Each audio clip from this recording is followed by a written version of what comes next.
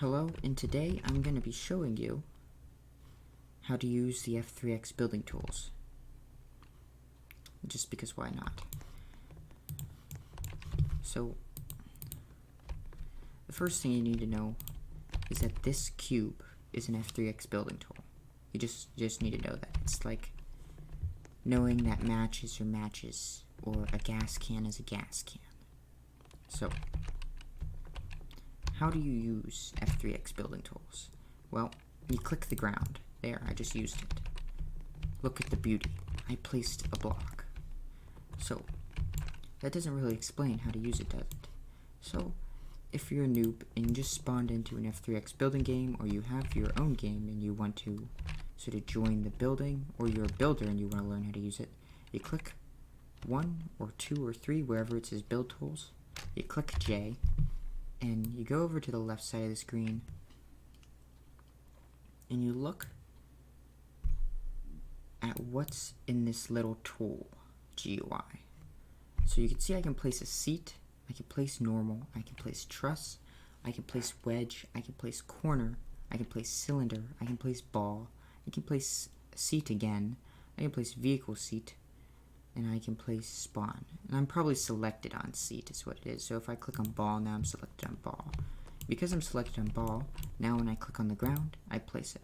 Now you can see, after I place the ball, by default, the F3X building tool program jumps up to the Z tool. Now what is the Z tool? The Z tool lets you move an object through Roblox's build space. See, now I can move this ball around. I can run with it. I can even probably dance with it. See, it's beautiful. But those are only 2 tools, is what you're thinking, right? Now you know how to place, if I can find the J tool for the life of me. There we go. Now I can place stuff, and now I can move stuff. Pretty simple. But there's another important feature you need to know about with the building tool. So you place your first block, which will be a square. So let me go back to the square. You'll always have a normal as default. Place a square. You'll be able to drag it around. And the important feature is Shift C. That copies stuff. Most people who first come in don't know how to do that. So Shift C copies. Shift X will delete something. So if I were to click on this and then hit Shift X, it's now gone. Shift Z undoes. Control Z also will undo. If I click on both of these and delete them and hit Control Z, it should undo them. And another feature, which I just sort of showed you without you noticing, is if you hold Shift and you click and drag, you can select more than one block at once and move it around. Now these are some of the foundations of the F3X building tool that are so much better than building in Roblox Studio, because in Roblox Studio it's sometimes very complicated for a new player to maneuver through the studio in the space, especially the GUI editor, cough cough. Anyways, now the next tool you'll need to learn how to use is the X tool. Now every tool has a letter, but I'll get to that here in a second. The X tool allows you to make a block bigger or smaller, and that is pretty much all it does. I know, you probably expected more. And the next tool after that is the C tool. Now the C tool rotates stuff. As you can see, it's very beautiful.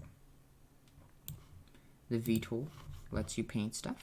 And remember, everything will always be on the left that lets you interact.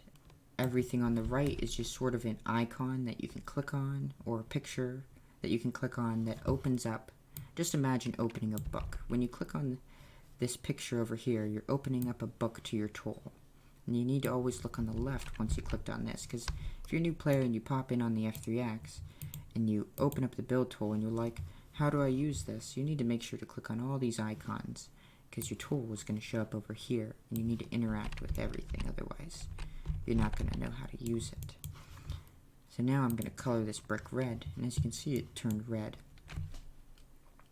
You might be wondering what this little outline is that shows up around stuff. It not only tells you which tool you're on, but it also tells you which block you have selected. Now we're going to go on to the K tool, which turns stuff into doors. So I'm going to real quickly build a door for you guys, so you can see this.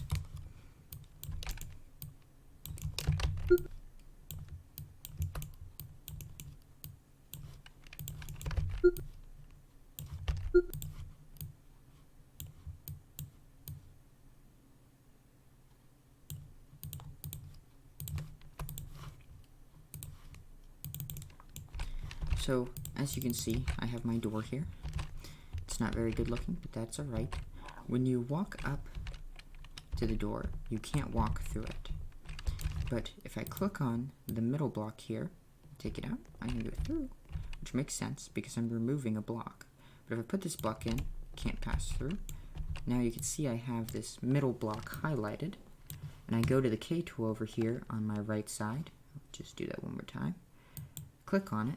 I go over to my left side, scooch this over here, and take the collisions and shut them off. Now I can pass through it as if it's a door. It's very basic.